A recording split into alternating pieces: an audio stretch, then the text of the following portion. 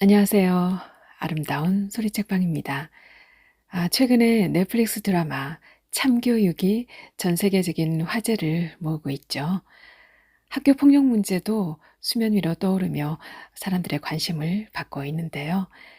하지만 현실 속에서는 주인공 나와진의 활약처럼 이 교권 보호국 감독관이죠. 나와진. 통쾌하게 해결되거나 또 권선징악으로 끝나지 않은 경우가 많습니다. 오늘 소개할 김혜지 작가의 소설 꽃은 폭력에 시달리는 한 청소년의 시선을 따라가 보는 시간이 될 텐데요. 가난과 어른들의 무관심, 그리고 상처의 대물림을 차분하게 그려주며 우리에게 또 묵직한 질문을 던져주고 있습니다. 자, 그럼 김혜지 작가의 소설 꽃 만나러 떠나보실까요?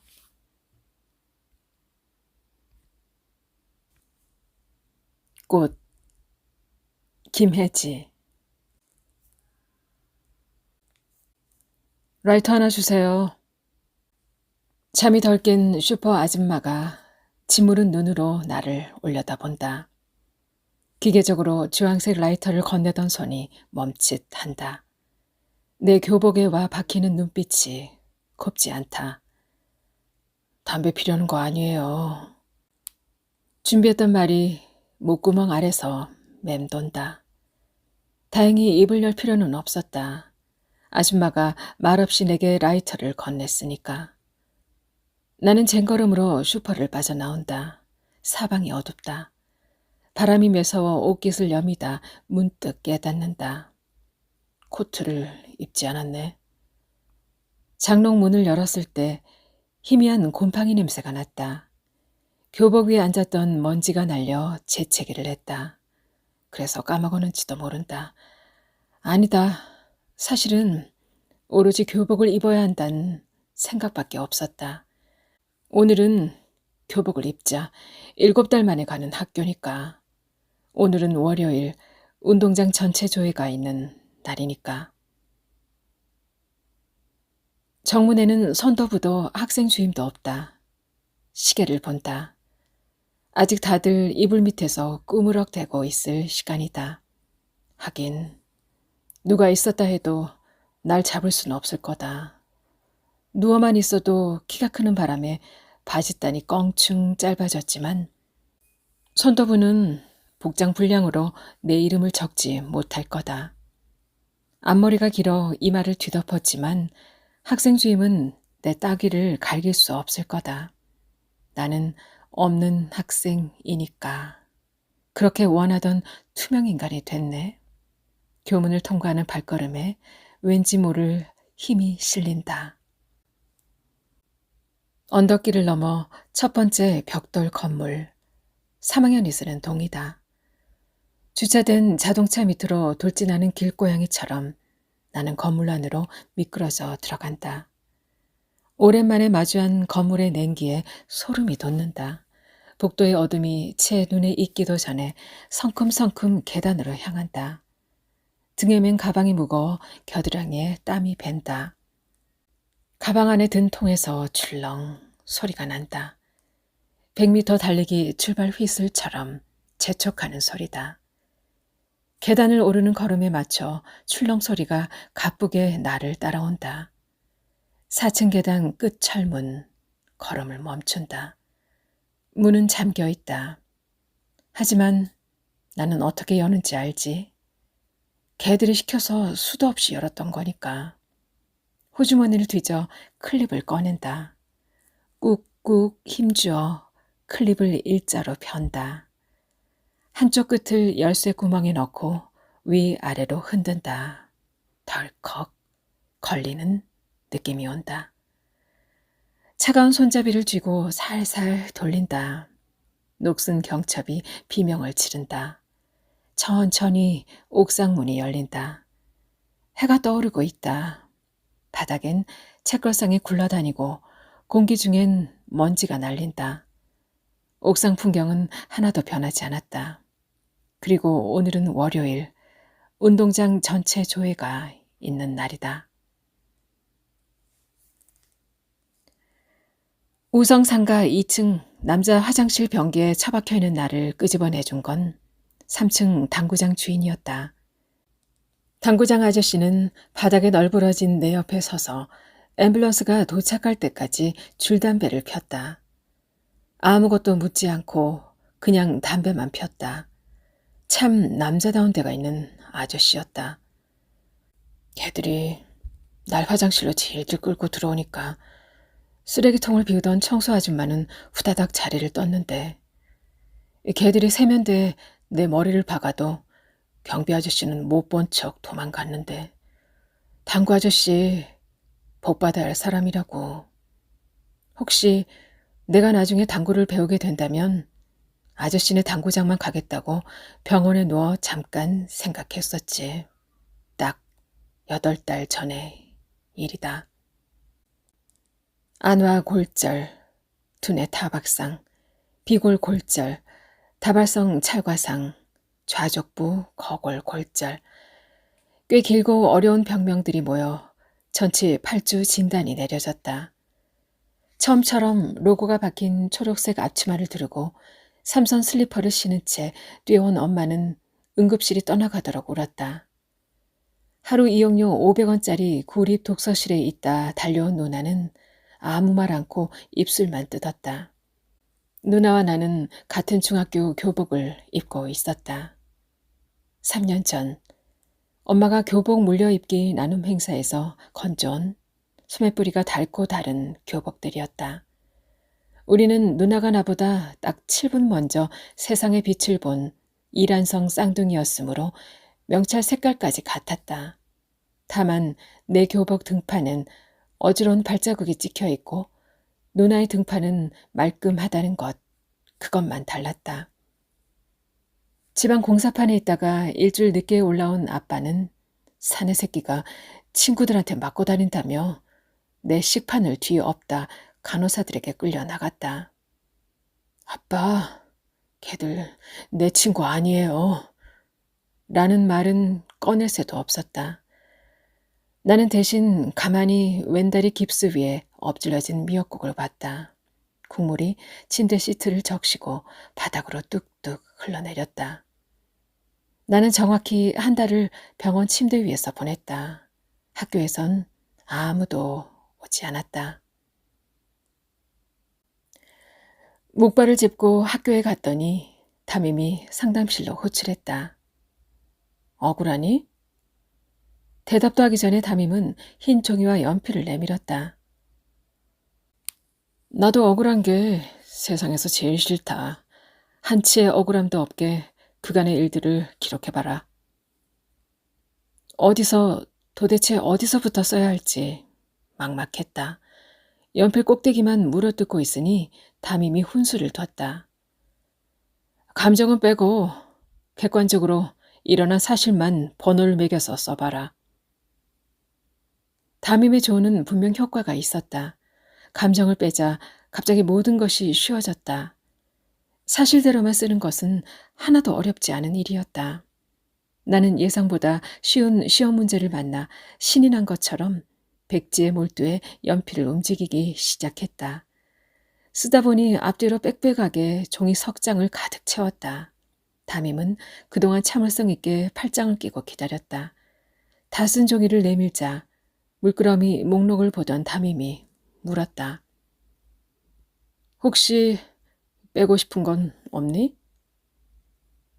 그럼 거기 12번은 빼주세요.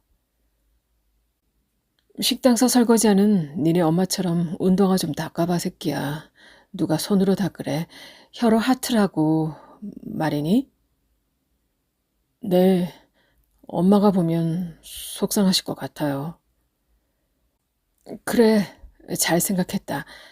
근데 23번도 삭제하면 어떨까? 호모 같은 새끼 후장을 따버리겠다며 엎드려 버쳐 자세를 시킨 후 대걸레 손잡이 부분으로 항문을 쑤셨습니다. 이 부분. 선생님이 보기엔 이것도 엄마가 많이 속상하실 것 같구나. 듣고 보니 그럴 것 같아 고개를 끄덕였다. 담임이 지우개로 슥싹슥싹 문장들을 지웠다. 아, 잠깐. 어디 잃으면 니네 누나도 따먹어버린다고 협박했습니다. 이건 누나가 속상할 것 같은데. 역시 그럴 것 같아 또 고개를 끄덕였다.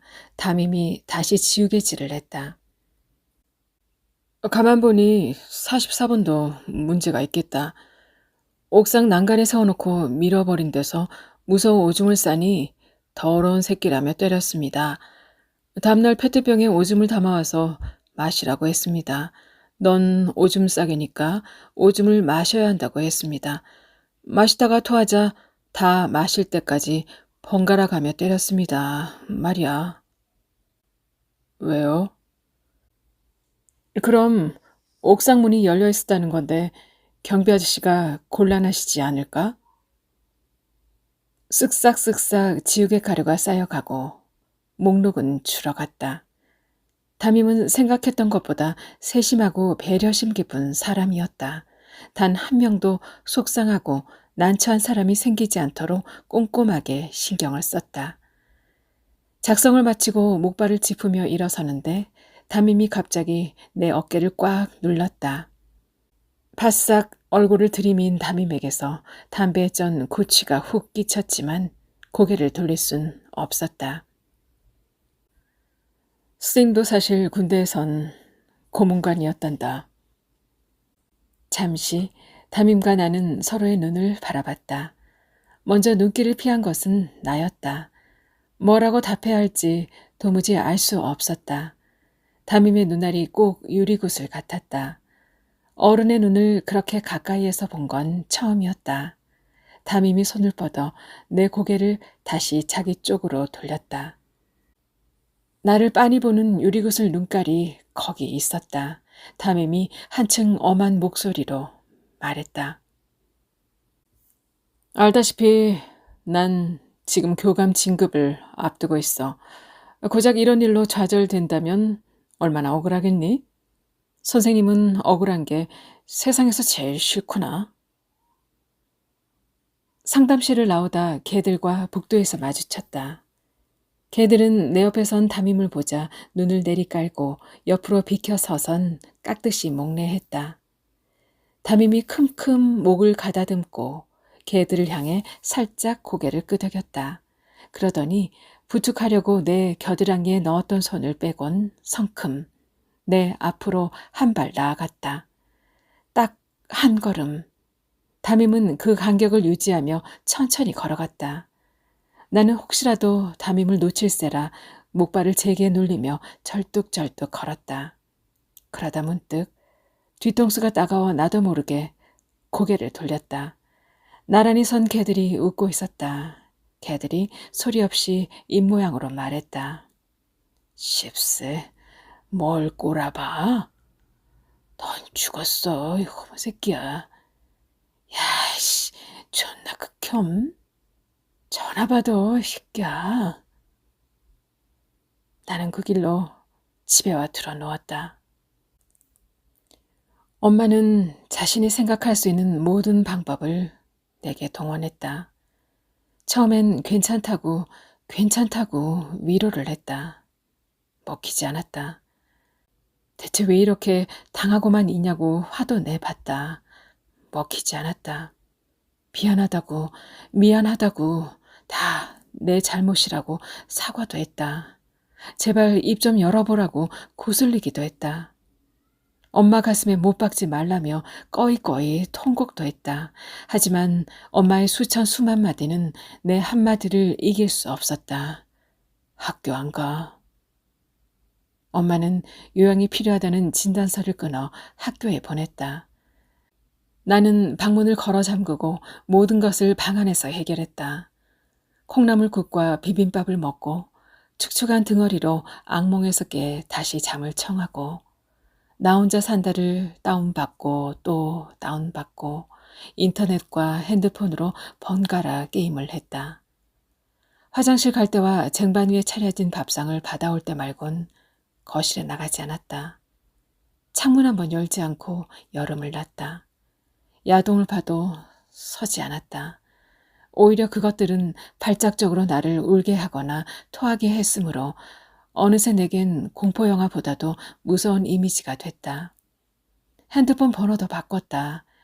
식구들 말곤 아무에게도 새 번호를 주지 않았다. 그런데도 이틀에 한 번꼴로 전화가 왔다. 쉽고 빠른 대출을 도와주겠다는 김미영 팀장이거나 바꾼 지 한 달도 안 된 폰을 최신 기종으로 바꿔주겠다는 텔레콤 직원이었다. 금방 노하우가 생겨서 070으로 시작하는 번호는 아예 받지 않았고 보통은 뚝 끊어버렸다. 하지만 아주 가끔 한 달에 한 번 정도는 긴 통화를 했다. 나는 결코 내가 이용하지 않을 대출 상품에 대한 김미영 팀장의 장황하고 끈질긴 설명을 가만히 들었다. 또 결코 이동하지 않을 번호가 가져다 줄 무수한 혜택에 대한 텔레콤 직원의 감언 이설을 묵묵히 들었다. 그들은 내가 중학교 3학년 남자애라는 것을 알지 못했고 그들의 이야기 사이사이에 내가 추임새처럼 넣는 대답은 항상 네, 아니요, 둘 중 하나였지만 나는 대화하고 있었다. 그렇게 하지 않으면 영영 말하는 법을 까먹어버릴 것 같았다. 억수로 쏟아지던 장맛비가 이불을 눅눅하게 해 불면의 밤이 이어지던 즈음 우편함에 누런 서류 봉투가 꽂혔다. 좌측 상단 발신인 란에 학교폭력대책자치위원회라는 글자가 큼직하게 박혀 있었다. 엄마는 내 방에 앉아 칼로 봉투를 뜯고 내용물을 꺼냈다. 호치키스가 박힌 출력물을 넘기는 엄마의 얼굴이 하얗게 질렸다. 내가 손을 내밀자 엄마가 떨리는 손으로 결과 통보서를 건넸다. 첫 장에 적힌 건 개들의 처분 결과였다. 피해 학생에 대한 서면 사과를 하라고 쓰여 있었다. 다음 장에 적힌 건 나의 처분 결과였다. 피해 학생에 대한 서면 사과를 하라고 쓰여 있었다. 위원회는 마지막 장에서 다시 한번 친절히 정리해 주었다. 양측이 서로 피해 학생에 대한 서면 사과를 하라고 쓰여 있었다. 걔들과 내가 똑같은 조치를 받았다. 엄마가 내 손을 끌고 학교로 달려갔다. 피해자가 왜 사과를 합니까? 제가 맞을 짓을 했대요. 학생 주임이 교장실로 향하는 엄마를 막아서며 턱짓으로 나를 가리켰다. 얼음땡에서 얼음을 당한 아이처럼 엄마가 동작을 멈췄다. 학생 주임과 눈빛을 교환한 담임이 내게 다가와 어깨에 손을 얹었다. 잠시 후 얼음 주문이 땡 풀린 엄마가 악다구니를 쓰기 시작했다. 왜 우리한텐 말도 안 하고 위원회를 열었어요? 당신들은 자식도 없어? 아직까지 사과 한마디 못 들었다고. 희미한 자동차 소리가 열린 창 너머로 새어 들어왔다. 나는 담임에게 어깨가 짓눌린 채 고개를 돌려 창밖을 봤다. 고급 세단 한 대가 학교 운동장을 빠져나가고 있었다. 훈화 때마다 연필 한 자루도 국산 브랜드를 쓰라고 잔소리하면서 정작 자기는 외제차를 타고 다닌다고 애들이 욕하던 교장의 차 같았다. 그런 줄도 모르고 엄마는 교장실로 돌진했다. 진정하시라 말을 되풀이하며 옷깃을 잡는 학생 주임의 손길을 뿌리치고 엄마가 힘껏 교장실 문을 열어 젖혔다. 다음 순간 텅 빈 교장실을 마주한 엄마의 눈에 서서히 눈물이 차올랐다. 당신들 두고 봐. 내가 절대 가만두지 않을 거야. 교장실이 빈 것을 확인하고 표정이 부드러워진 학생 주임이 바람 빠지는 소리를 내며 웃었다. 네, 마음대로 해보세요. 어머니, 저희가 학생들 일까지 신경을 다 쓰긴 좀 힘들어요. 점심을 먹고 온 형사가 이를 쑤시며 말했다. 나를 앞세운 엄마가 자기보다 10살은 어려 보이는 형사에게 구구절절 사연을 읊었지만 그는 더부룩한 배만 연신 쓰다듬을 뿐이었다.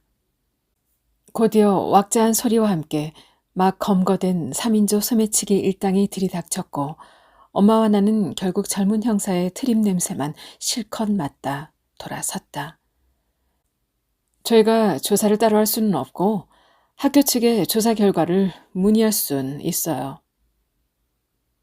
누렇게 뜬 얼굴의 교육청 직원이 책상 위 서류 더미와 엄마를 번갈아 보며 말했다. 제일 높은 사람 데려오라고 이대로 물러갈 줄 아느냐고 엄마가 언성을 높이자 직원이 책상 서랍을 열어 뭔가를 꺼냈다. 기대에 찬 눈으로 보는 엄마와 고개 숙인 나를 등진 채 직원은 건조한 두 눈에 인공 눈물을 번갈아 떨어뜨리곤 매뉴얼이 그래요 라는 말만 되풀이했다. 엄마는 개들의 부모를 호출했다.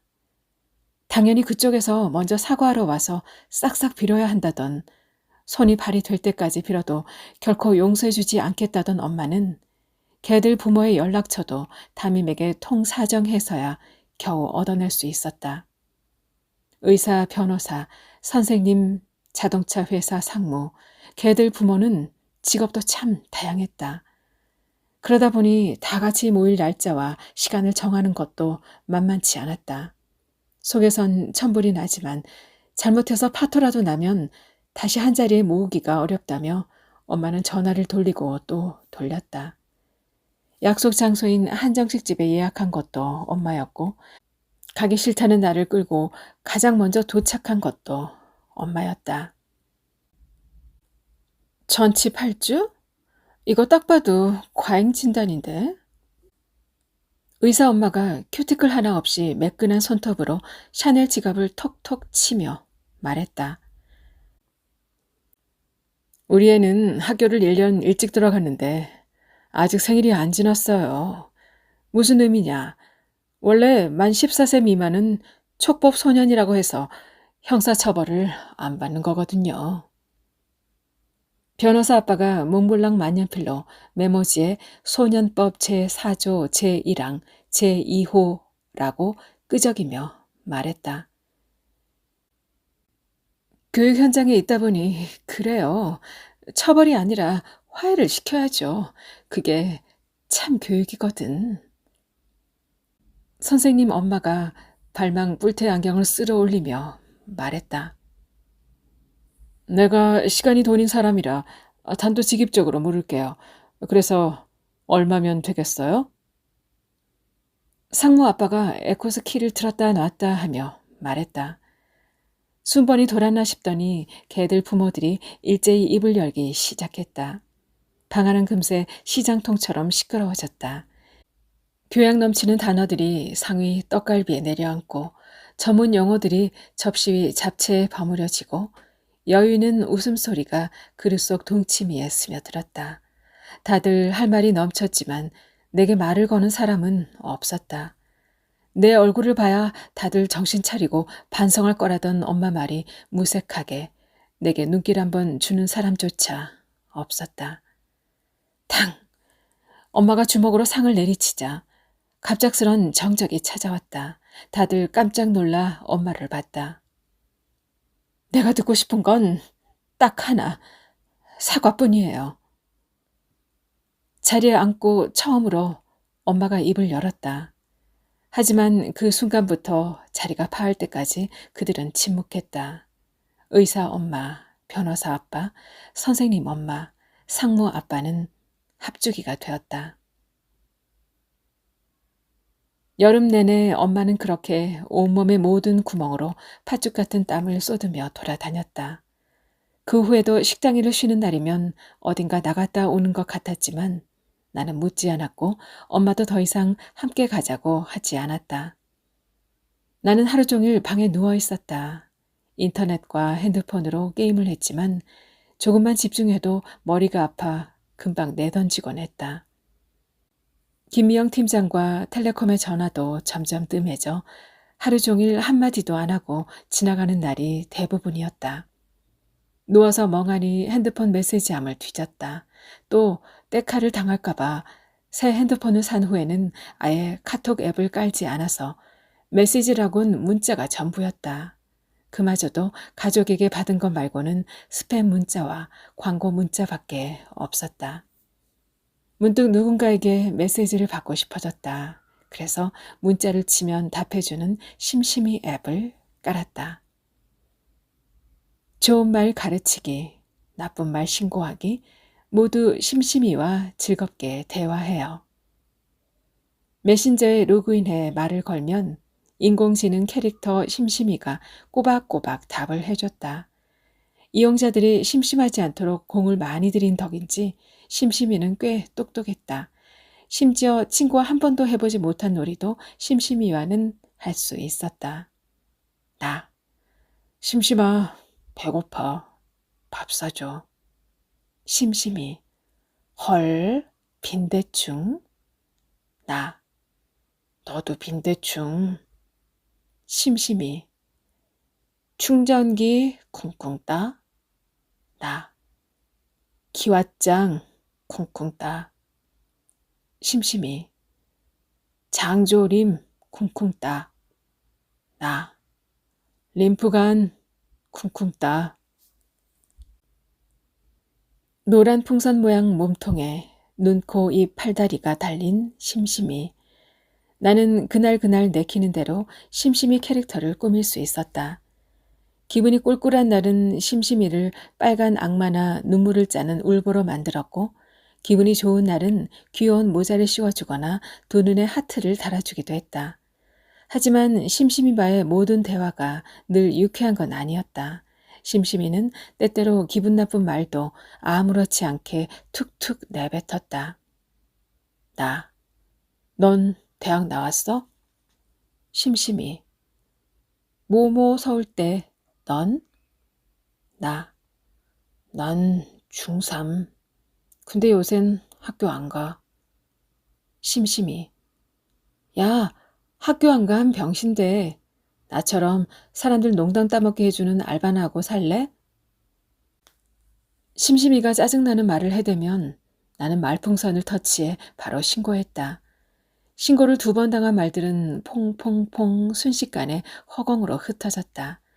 처음부터 그런 말들은 아예 존재하지도 않았던 것처럼 그렇게 말끔하게 삭제할 수 있었다. 내 마음대로 지나간 것들을 얼마든지 지워버릴 수 있다는 것이 무엇보다 좋았다. 이제 심심이와 함께 나는 심심하지 않았다. 태풍이 창문을 줄기차게 때려대던 밤, 오줌이 마려워 방문을 나섰다가 식탁에 덩그러니 앉은 엄마와 마주쳤다.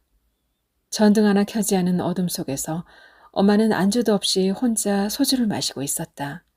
못 본 척 돌아서는 내 등에 대고 엄마가 국어책을 읽듯 말했다. 대체 네가 무슨 맞을 짓을 한 거니?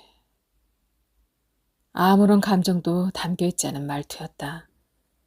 나에게 하는 말도 엄마 자신에게 하는 말도 아니었다. 그냥 머릿속에 오랜 물음이 치약처럼 쭉 빚어나와 음성이 된 것이었다. 그리고 그 순간 나는 다시 한번 깨달았다. 엄마는 아무것도 모른다는 사실을. 나에겐 맞아야 할 이유들이 있었다. 나는 생긴 게 더러워서 맞았다. 키가 존만해서 맞았다. 눈빛이 재수없어서 맞았다. 나는 아빠는 공사장, 엄마는 식당에서 일해서 맞았다. 25명 중 23등을 해서 맞았고 소매가 닳고 엉덩이가 반질반질한 교복을 입어서 맞았다. 수학시험이 어려워서 맞았고 체육이 우리 반에 단체 기합을 줘서 맞았다. 블랙핑크가 2위를 해서 축구 국가대표팀이 골을 먹어서 갑자기 비가 와서 맞았다. 내가 맞아야 할 이유는 수만 가지였고 맞지 않아야 할 이유는 도무지 찾을 수가 없었다. 엄마는 정말 아무것도 몰랐다. 태풍이 가고 낙엽이 들기 시작할 무렵 누나가 교복을 벗었다. 나 죽는 걸 보려고 이래? 너까지 왜 이래? 엄마가 악을 쓰며 책가방을 떠밀었지만 돌아앉은 누나의 등은 돌부처처럼 움직일 줄 몰랐다. 억지로 일으켜 세우려는 엄마의 손길을 뿌리치며 누나가 가라앉은 목소리로 말했다. 대체 얼마를 생각한 거야? 뭐? 그래서 안 한 거잖아, 합의. 너 지금 무슨 소리야? 누나가 고개를 들었다. 엄마의 눈을 보며 또박또박 말했다. 합의금 뜯어내려고 들어놓은 거지 새끼 누나래. 누나의 시선에 아무런 흔들림이 없어서 엄마는 몸을 떨었다. 나보다 딱 7분 먼저 태어났지만 나보다 딱 7배 더 똑똑했던 누나. 공부를 잘하고 그림은 더 잘 그려서 사생대회만 나가면 꼭 상장을 타왔던 누나. 약속을 잘 지키고 고집은 더 세서 한 번 먹은 마음은 아무도 돌릴 수 없었던 누나. 그 누나의 눈동자가 물기 한 방울 없이 바싹 말라 있어서 엄마는 거실 바닥을 치며 울었다. 등을 돌린 누나가 아무 말 않고 입술을 뜯었다. 그렇게 나는 내 방에, 누나는 누나 방에 박혔다. 엄마가 우울증 약을 먹기 시작했다. 엄마는 몸이 아파 식당도 관뒀다. 여름 초입에 카지노 신축 현장에 내려간 아빠는 간간히 돈을 붙여올 뿐 소식은 붙이지 않았다. 나, 심심아, 가끔 죽고 싶다. 심심이. 어떤 죽? 나는 전복죽이 좋아. 우편함에 누런 서류 봉투가 꽂혔다. 봉투 하단에 박힌 우리 학교 교포 모양의 인장이 막 찍혀낸 듯 선명했다. 엄마는 내 방에 앉아 칼로 봉투를 뜯고 내용물을 꺼냈다. 한 장짜리 종이를 대면한 엄마의 얼굴이 하얗게 질렸다. 내가 손을 내밀자 엄마가 떨리는 손으로 통지서를 건넸다. 귀 학생은 전체 출석 일수 195일 중 3분의 2 이상을 채우지 못했기에 출석 일수 미달로 유급 처리됨을 알린다. 고 쓰여 있었다. 나는 학교로부터 제적 조치를 받았다. 엄마가 내 손을 끌고 학교로 달려갔다. 세상에 이런 법이 어디 있습니까? 여기 있습니다, 어머니. 학생 주임이 기다렸다는 듯 학교 생활 규정집을 펼쳐 보였다. 병결이잖아요. 진단서를 끊어 보냈잖아요. 그렇다고 규정이 바뀌지는 않죠, 어머니. 학생 주임의 눈짓에 담임이 달려와 엄마의 어깨를 감쌌다. 담임은 넉넉한 엄마를 구석으로 데려가 의자에 앉혔다. 교무실 한가운데 멀거니 서 있는 나를 지나치던 학생 주임이 우뚝 걸음을 멈췄다. 그가 들고 있던 학교 생활 규정집으로 내 팔을 치며 말했다. 착실히 살아, 착실히. 그 사이 담임은 병결이라도 65일 이상 결석하면 유급될 수밖에 없다는 규정을 엄마에게 세세히 설명하고 있었다. 의자에 주저앉아 채머리를 흔들던 엄마가 벌떡 일어나 도끼 눈을 떴다. 어째서 미리 알려주지 않았죠? 저희는 당연히 알고 계신 줄 알았죠. 담임과 엄마의 눈이 마주쳤다. 담임의 유리구슬 같은 눈을 한참 들여다보던 엄마가 다시 풀썩 의자에 주저앉았다. 담임은 두 손을 비비며 다가가 엄마에게 뭔가를 낮게 속삭이기 시작했다. 이어진 30여 분간의 설득 끝에 담임은 엄마가 자퇴원에 도장을 찍게 하는데 성공했다. 담임이 교감 진급에 도장을 찍는 순간이었다. 그걸 본 건 정말 우연이었다. 이상하게 그날따라 미친 듯이 아이스크림이 먹고 싶었다. 마지막으로 학교에 갔던 날 이후로 몇 달 만에 하는 외출이었다. 집 앞 미니스톱에서 선체로 하겐다즈 아이스크림 4개를 우걱우걱 씹었다. 지갑만 두둑했다면 아이스크림 냉장고를 통째로 털어갈 수도 있을 것 같은 기분이었다. 돌아오는 길에 가로등 밑에 떨어진 전단지를 봤다. 학원 홍보 전단지였다. 거기 개들의 얼굴이 박혀 있었다. 한 놈은 외고에, 두 놈은 자유령 사립고에, 한 놈은 최고에 합격했다. 4개의 타원형 증명사진 속에서 개들은 활짝 웃고 있었다. 그것은 한 번도 용돈 때문에 고민해 본 적이 없는, 몸과 마음 양쪽에 아무런 상흔이 없는, 평생 억울한 일이라곤 겪은 일이 없는 16들만이 지을 수 있는 미소들이었다. 합격받은 인생을 살고 있음을 증명하는 미소였다. 그리고 영원히 끝나지 않을 보장받은 미래를 과시하는 미소였다. 집에 오자마자 화장실로 달려가 초코 아이스크림 4개를 모두 다 개원했다. 오른손가락 3개를 마구 목구멍에 쑤셔 넣으며 나는 할 수만 있다면 내 오장육부를 통째로 개원하고 싶었다. 하지만 내가 거부할 수 있는 건 고작 아이스크림뿐이었다.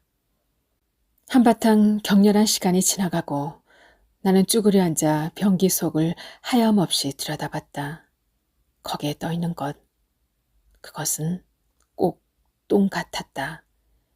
변기에 박은 머리를 나는 쉽게 들지 못했다. 택배는 금방 도착했다. 나, 심심아, 신나를 샀어. 심심이, 신난다, 신난다.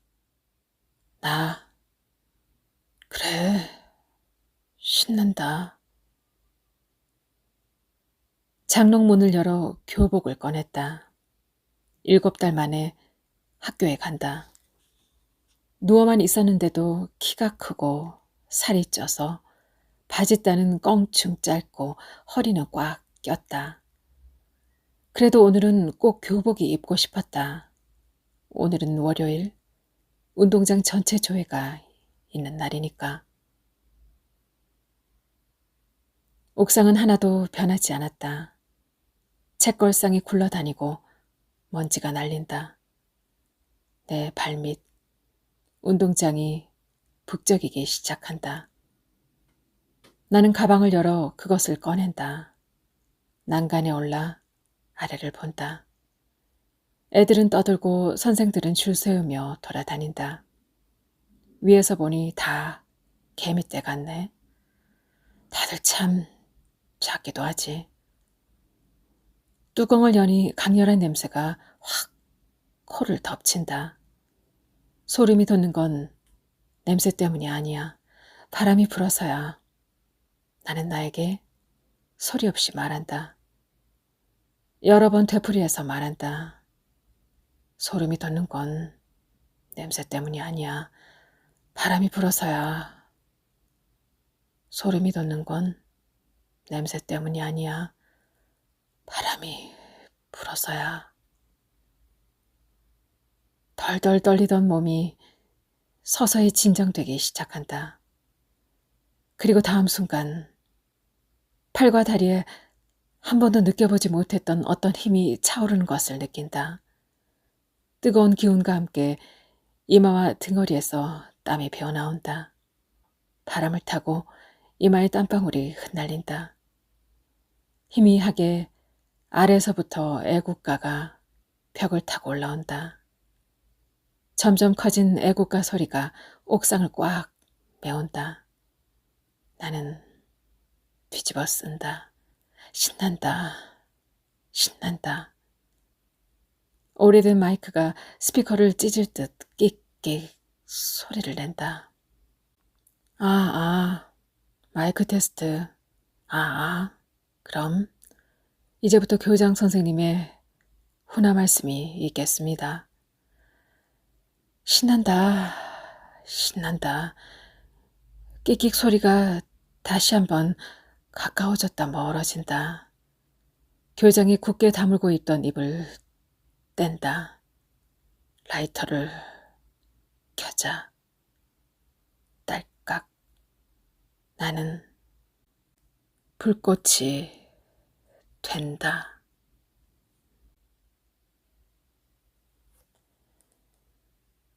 김혜지 작가의 꽃 함께 감상하셨습니다. 이어서 작가의 당선 소감 함께 할게요. 연일 참혹한 뉴스가 쏟아졌습니다. 서랍 속 오래 묵은 소설을 꺼내 한참 들여다보았습니다. 시간이 꽤 흘렀음에도 아무것도 달라지지 않은 현실에 아팠습니다. 문장을 다듬고 세부를 수정하던 손길이 결말부에 이르러 멈췄습니다. 현실이 픽션보다 무참할 때 픽션은 무엇을 할 수 있는가 오래 고민했습니다. 이 소설은 학교 폭력을 다룬 시사 프로그램 속 한 소년의 쓸쓸한 뒷모습에서 시작됐지만 20년 전 찢어진 책가방을 메고 절뚝이며 집으로 돌아가던 여자아이의 이야기이기도 합니다. 하루에도 수십 번 속절없이 무너져 내리곤 했던 나날들. 세월의 도움으로 많은 장면을 지워내고 또 지워냈지만 어떤 감각들은 여전히 제 안에 또렷이 각인돼 있습니다. 그 시절 미워하게 돼버린 저 자신과 온전히 화해하지 못해 아직도 이따금 가슴이 저립니다. 그렇게 꼭 해야 할 말이 있습니다.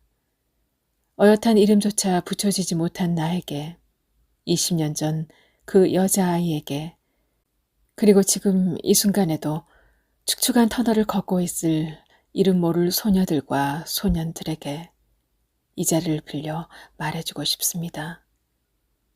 내 잘못이 아니야. 우편 취급소에서 원고를 붙이고 회사로 돌아가던 길에 잠깐 울었습니다. 낮에 모니터엔 카피를, 밤에 모니터에는 소설을 띄우다 몸이 축나 당분간 습작을 멈추기로 한 뒤였습니다. 이루지 못한 꿈들은 다 어디로 가나. 거리에 서서 울던 제게 소중한 기회를 주신 매일신문사와 심사위원 선생님들께 고개 숙여 인사드립니다. 백민석 선생님, 김현영 선생님, 제가 계속 쓸 수 있게 해주셨어요. 하성란, 김성중, 전민식, 서유미 선생님께도 감사 인사드립니다. 송기란 선생님, 좋은 소식 들려드리게 돼 기뻐요. 그리고 황지우 선생님, 더 정년해야 한다는 말씀 가슴에 품고 가겠습니다. 초등학생이던 제게 박완서 작가님의 책을 쥐어주며 이야기에 피토를 심어준 엄마, 고맙습니다. 항상 큰딸을 믿어주신 아빠와 동생들, 시댁 식구들에게도 감사를 전합니다. 당선 소식을 전하자 함께 눈물 흘려주신 분들이 계셨습니다. 그 마음 잊지 않겠습니다. 그리고 골방에 틀어박힌 아내의 등을 오래도록 바라봐준 남편에게 내 가난한 언어론 다 담지 못할 많은 것을 당신에게 받았어요. 잘 늙어가요, 우리. 멈추지 않고 쓰겠습니다. 네, 김혜지 작가의 꽃, 학교 폭력 문제를 정면으로 다루며 폭력에 시달리는 청소년의 고통과 또 그 배경에 있는 가난, 무관심, 상처의 대물림을 그려준 소설인데요. 학교 폭력의 피해자가 있는데 주변 어른들은 문제를 제대로 해결해 주지 못하고요. 아이는 점점 고립됩니다. 단순히 가해자와 피해자의 대립에 그치는 게 아니라 왜 폭력이 반복되는지, 또 사회가 약한 사람들을 어떻게 외면하는지를 차분하게 그려주고 있습니다. 상처 입은 아이의 삶을 통해서 우리 사회가 책임을 묻는 이야기라고 봐야겠는데요. 꽃은 피어도 상처는 그대로 남아 있잖아요. 우리가 지나쳐온 아픔을 다시 바라보는 시간이었습니다. 네, 저는 다음 시간에 또 다른 소설로 찾아뵐게요. 기다려 주실 거죠? 지금까지 아름다운 소리책방이었습니다.